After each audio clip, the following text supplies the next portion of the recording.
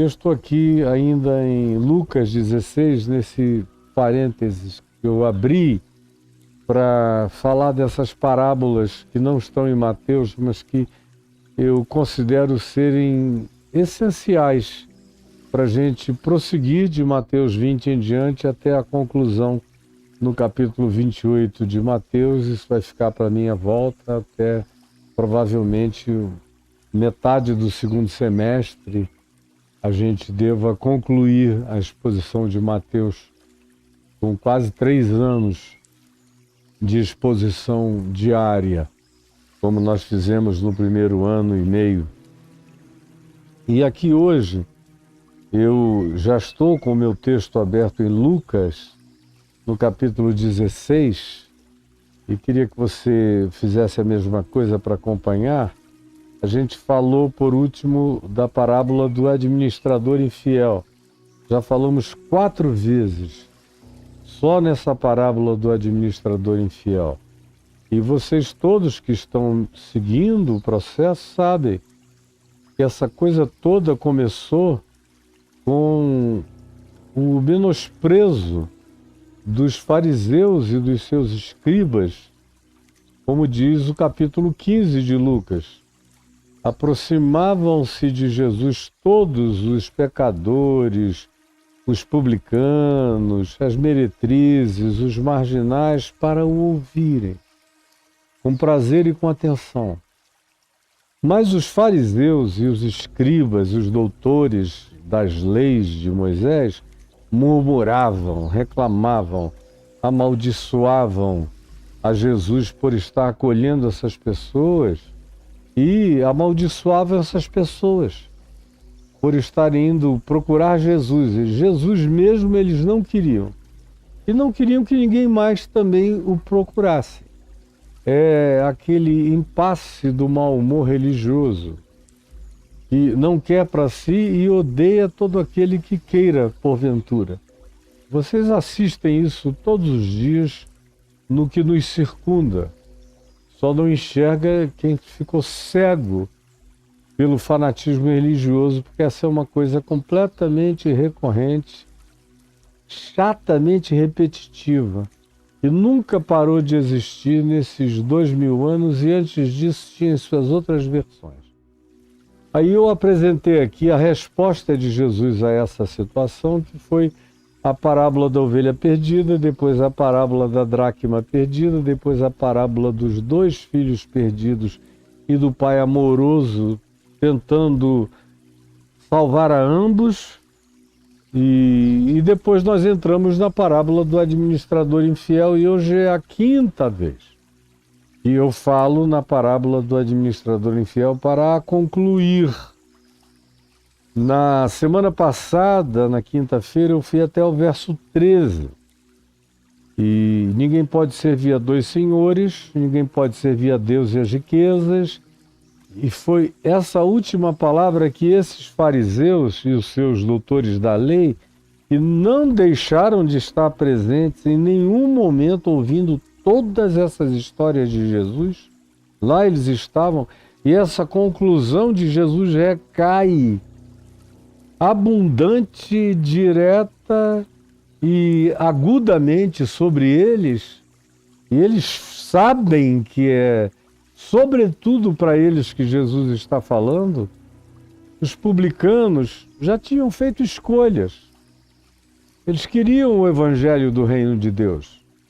Muitos deles, semelhantemente a Mateus, também chamado de Levi, que é aquele a quem se atribui esse evangelho que nós estamos estudando, deixaram tudo para seguir a Jesus. Eram alguns dos homens mais ricos daquela região que Jesus escolhera primordialmente para pregar, que era a Galileia.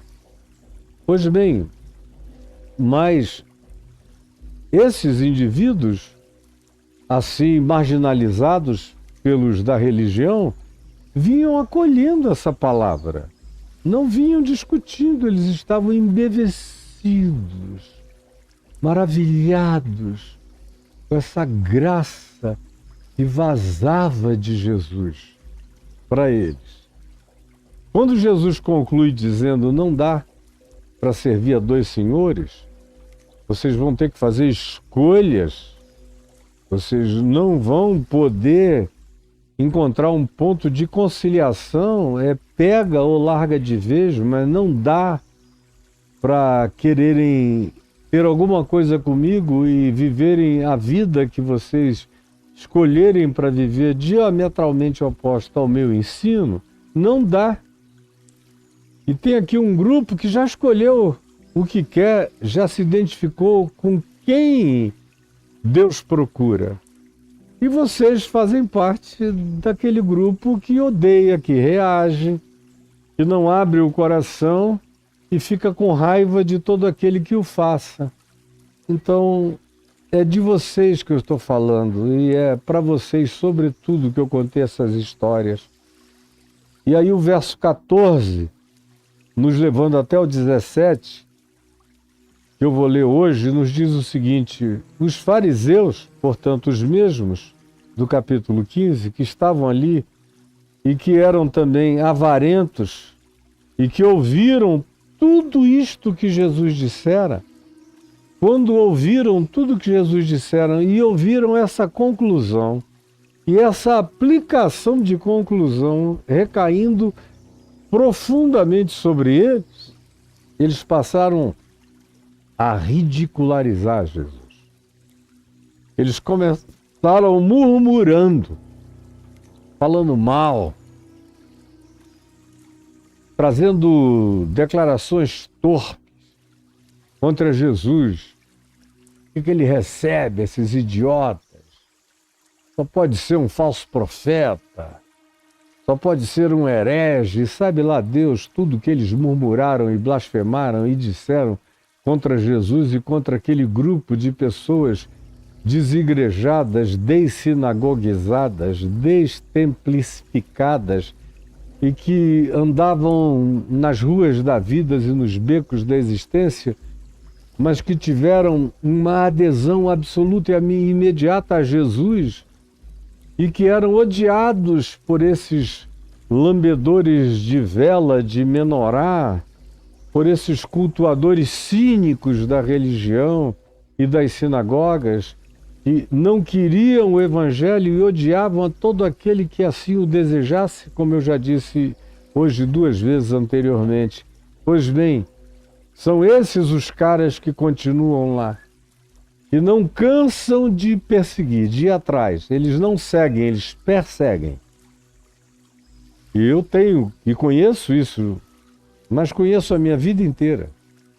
Milhões de pessoas que me amam e que me seguem, e milhões de pessoas que odeiam, ou que desprezam, ou que invejam, e que perseguem. Quem me dera elas seguissem o Evangelho. Não, elas perseguem o mensageiro. Não tendo nada a dizer contra a mensagem, eles tentam criar ludíbrios, enganos, fantasias, miragens e todo tipo de perversão de imagem e projetar contra o mensageiro.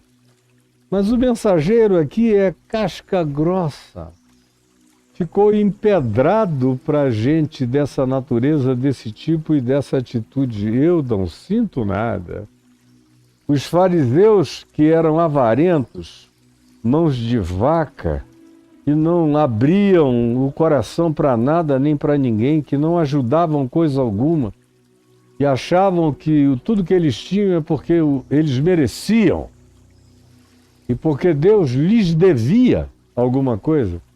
Havia uma teologia da prosperidade subjacente em praticamente todas as teologias judaicas, exceto a dos essênios, lá em Qumran, na floresta, no deserto, às margens do Mar Morto.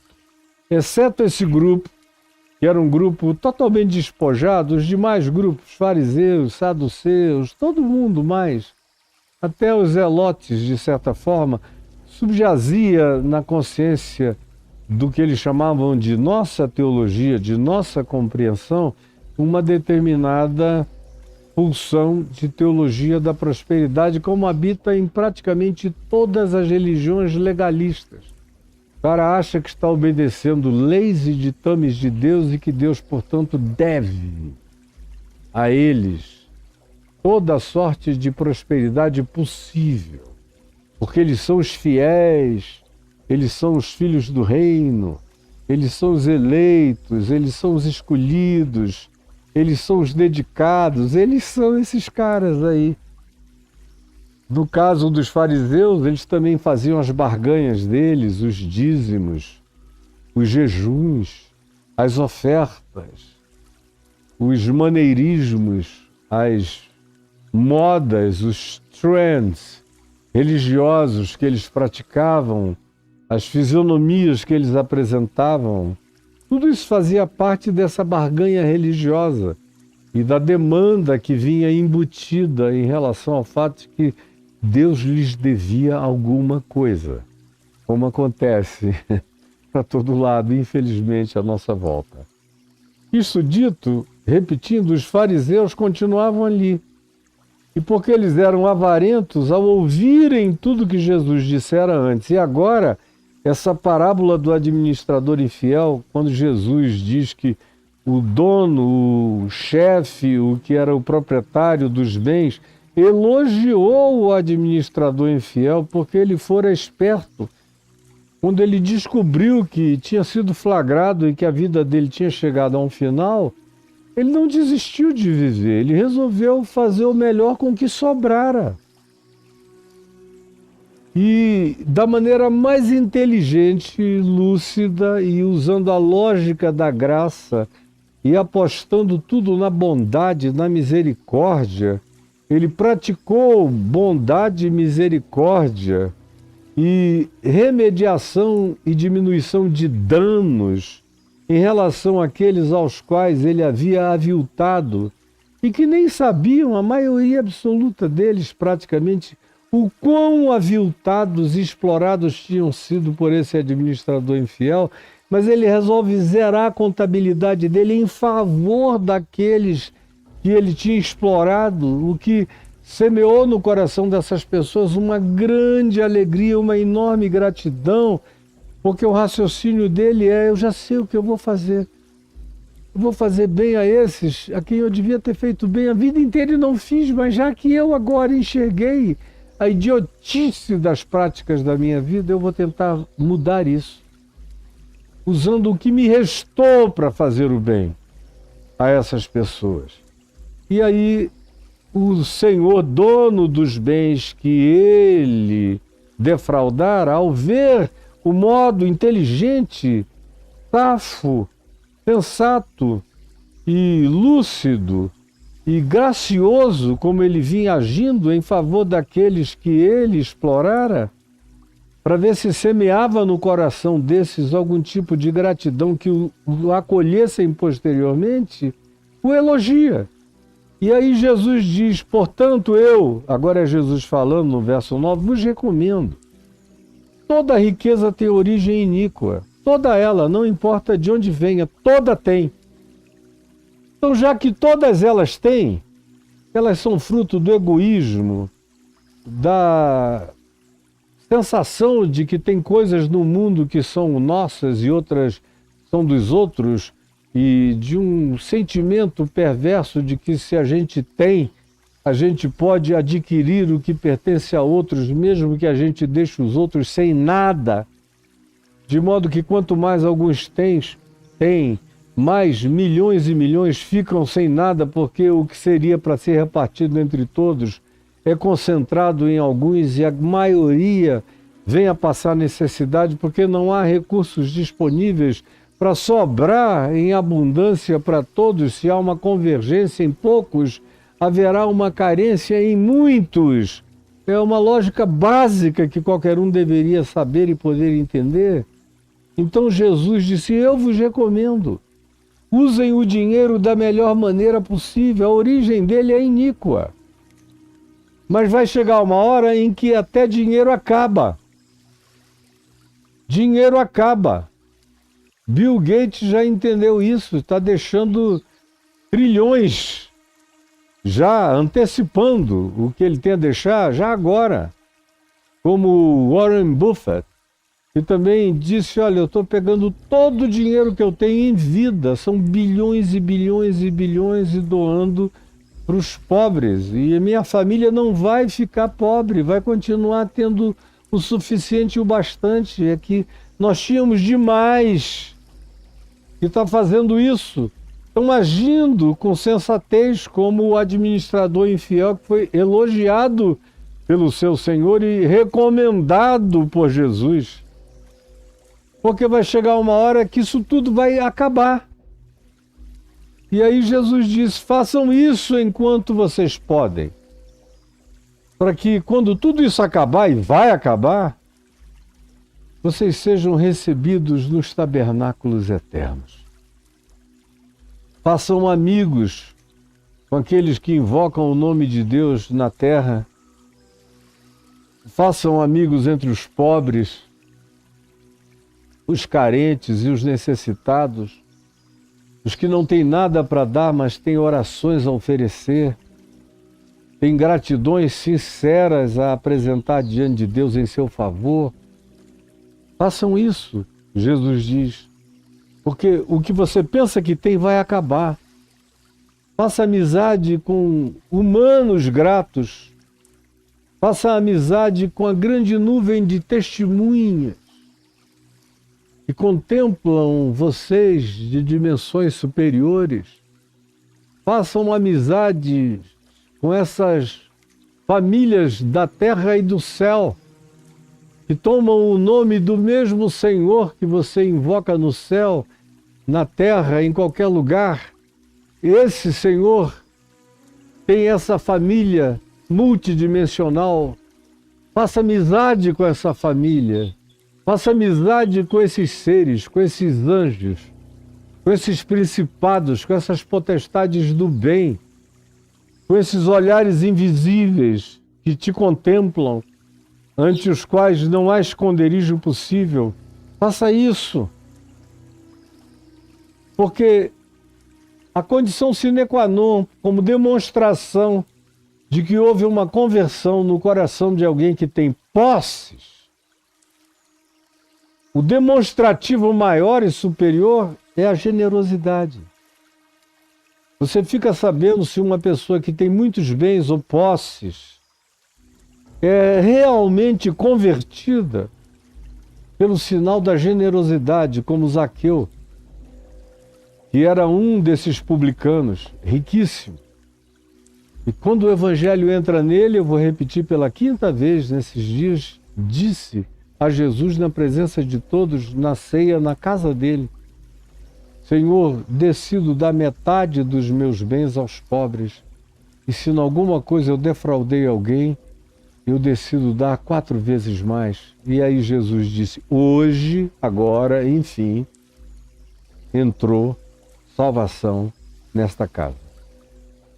Se você é rico, rica, tem posses, mais do que choramingos por qualquer outra coisa, o grande sinal de que o Evangelho entrou na sua vida é uma mutação, uma transformação, uma metamorfose nessa dimensão mais incrustada da sua alma, que é onde a riqueza se coroa com glória no seu coração enganado de vaidade e de soberba.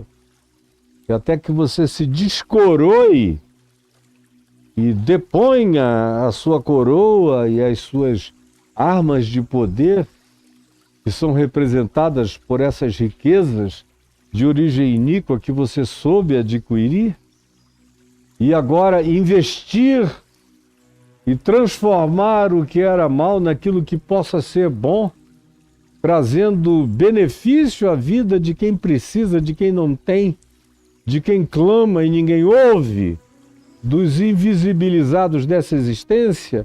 Jesus diz, eu recomendo que vocês façam assim. Afinal, se vocês não se tornarem fiéis na aplicação dessas riquezas de origem iníqua, se vocês não souberem usar bem aquilo que tem origem tão perversa, que é emulada pelo egoísmo e pela ganância, se vocês não pegarem isso e não derem um trato transformador, que sinal haverá de conversão em vocês? Podem dar dízimos lá no gasofilácio da church de vocês para sempre. Isso não vai significar nada. O gasofilácio de Deus está na esquina. O gasofilácio de Deus está na choupana pobre. O gasofilácio de Deus está na criança faminta. O gasofilácio de Deus está no peito seco de leite. O gasofilácio de Deus está no ventre que murchou de tantos filhos que teve sem poder parir. O gasofilácio de Deus está no pai que adoeceu e não pode produzir e gerar meios, recursos e bens para a sustentação da sua família. O gasofilácio de Deus está naquele que é mentalmente despojado e que não consegue praticar e realizar todas as tarefas que uma pessoa com média mínima de normalidade mental consegue exercer. O gasofilácio de Deus está nos campos de refugiado. Os gasofilácios de Deus está entre aqueles que se dispõem voluntariamente a ajudar os que não podem se ajudar. O gasofilácio de Deus está aí, e não na sua church, não na sua igreja, e não nesse estelionatário que se auto-intitula de seu sacerdote recolhedor das suas ofertas, desse falso filho de Levi, de uma legislação que, segundo Hebreus, segundo a Epístola aos Hebreus, já ficou vencida, morta na cruz, consumada por Jesus, cujo escrito de débito, que dali também essas coisas constavam, foi rasgado inteiramente. Aleluia! Isso. Amém. E encravado na cruz, em Cristo Jesus. Então, se você não for fiel nessas coisas, que não têm origem boa, mas que são necessárias e chegam nas mãos de todos nós, para que nas minhas mãos, pelo menos, aquilo que vem de origem iníqua ganhe a melhor aplicação que eu possa a essas coisas dar, quem é que vai? Quem é aquele, e só há um, que vai me conferir os verdadeiros bens, as verdadeiras riquezas, aquelas que são inextinguíveis, incorruptíveis e eternas, e que me são aguardadas como dádivas de enriquecimento do Pai, dia a dia para mim, até aquele dia em que eu serei coroado e cristificado e me tornarei completamente um Jesus universal de Deus. E quem quer que creia como eu creio nesse Cristo eterno, receberá a mesma graça já hoje, já passará de agora para sempre desse estado e saltará para a vida eterna como posse dela, já no tempo presente, no próprio coração. Se, pois, não vos tornastes fiéis na aplicação das riquezas de origem injusta, quem vos confiará as verdadeiras riquezas? Se não vos tornastes fiéis na aplicação do que é dos outros, ou do que outros deram a vocês, ou do que passa por tantas mãos, e só não fica nas mãos dos mais necessitados, quem é que vai dar a vocês aquilo que genuinamente possa ser vosso? É a pergunta de Jesus. Não duvidem, não dá para fazer conciliações. Escolhas são necessárias, porque ninguém pode servir a dois senhores. E aí, os fariseus, ouvindo tudo isso, eles que eram avarentos, ouviam tudo isso e ridicularizavam Jesus. Isso é um otário, além de tudo. Além de herege, é idiota, é otário. É esse bonzinho babaca, idiotado, que acha que pode melhorar o mundo, que pode converter esses marginais, que pode enternecer o coração dessas pessoas que nasceram como filhos da calamidade. É muita arrogância desse Jesus achar que ele pode mudar mentes, corações, atitudes, posturas, e que essa gente que nasceu torta vai morrer desentortada, idiota, e o ridicularizavam de todos os modos. Um ridículo que eu conheço muito bem na minha vida. Tem gente que diz, eu não sei como é que esse cara, que aparentemente é tão inteligente e tem tanta cultura, consegue ser tão idiota, tão embabacado nas escolhas que faz. Ele podia estar nadando de braçada, de costas, em riquezas e dinheiros e poderes e influências enormes que eu, olha, sem querer já estive no Everest disso tudo e desci de lá por conta própria. Ninguém me denunciou e me tirou de lá à força. Eu é que não quis mais. Isso é que choca a cabeça dos fariseus que me assistem, eles saberem que ninguém me tirou de lugar nenhum. Eu é que não quis ficar onde eles ambicionam chegar e eu cheguei sem fazer força. E olhei e falei, não, isso aqui destrói a alma. Eu não vou morrer aqui, ó. Peguei o meu esqui e vim descendo.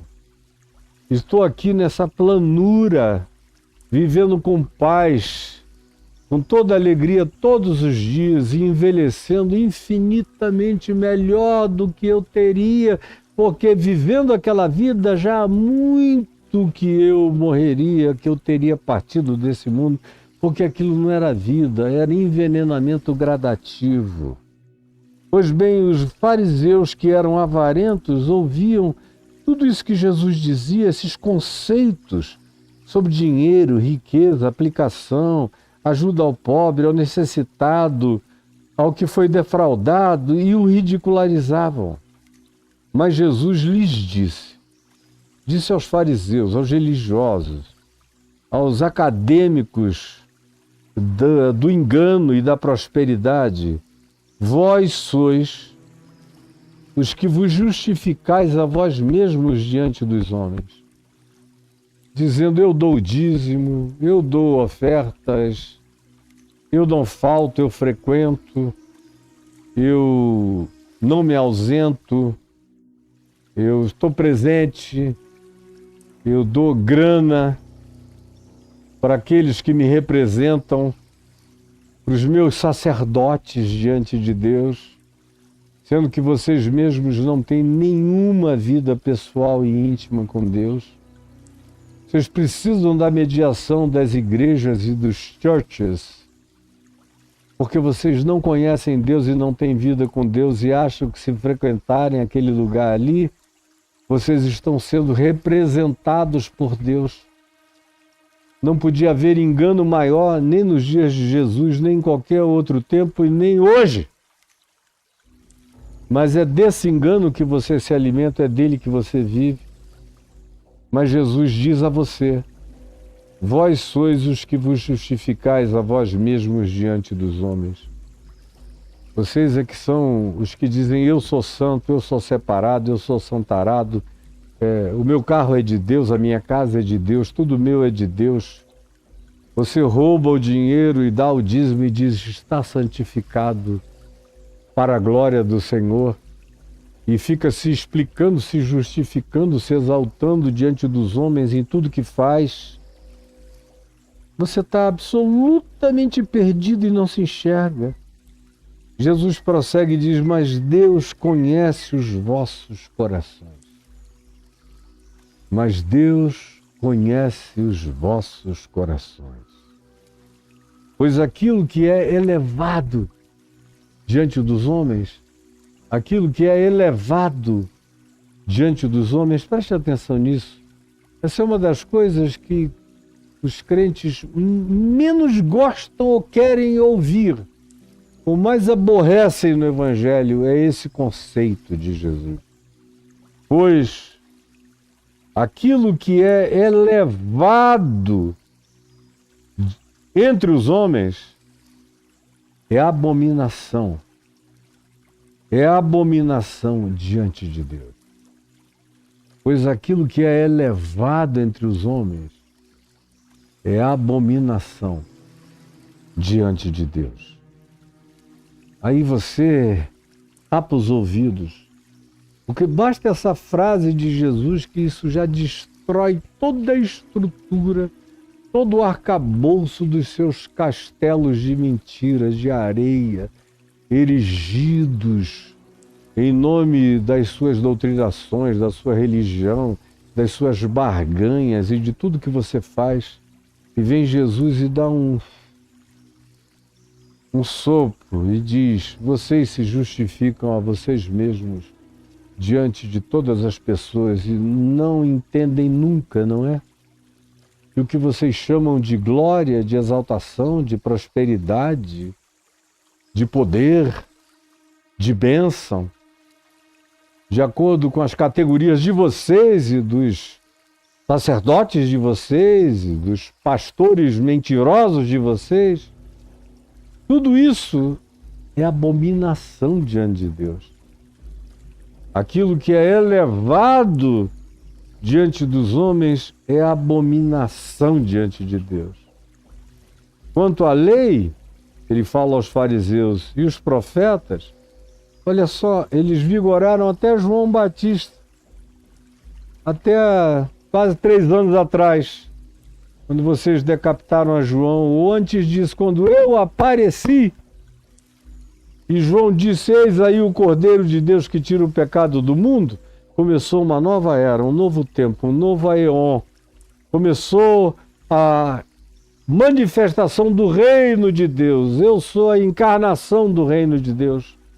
A lei e os profetas tiveram o seu vigoramento, a sua pertinência até João Batista. De lá para cá, vem sendo anunciado o evangelho do reino de Deus. E todo homem, toda mulher de consciência se esforçam por entrar nele, porque a porta é estreita, porque o caminho é apertado, porque há renúncias a fazer, porque há mudanças de mente a acontecer, porque há metamorfoses a aceitarmos, porque há condições absolutamente novas e inconcebíveis para o mercado, para a estrutura e para o escopo religioso. São propostas do Evangelho do Reino de Deus inaceitáveis para todas as estruturas religiosas, concebíveis ou inconcebíveis. Eles abominam isso. Por isso, esses que se auto-intitulam os filhos do reino ficarão de fora, batendo na porta sem poder entrar, enquanto virão pessoas do Oriente, do Ocidente, do Norte e do Sul, e tomarão lugar à mesa no reino de Deus, enquanto vocês, que tiveram todas as oportunidades e fecharam o coração, ficarão de fora. Não entrarão nele. Porque é mais fácil passar o céu e a terra do que cair um só tio dessas palavras do Evangelho do Reino de Deus que estão sendo anunciadas. Aqui a palavra usada é lei. A pergunta é: que lei? Se a lei de Moisés, Jesus diz que tinha vigorado só até João Batista, e que agora o que vigia era o Evangelho do Reino de Deus, é o que estava em vigência.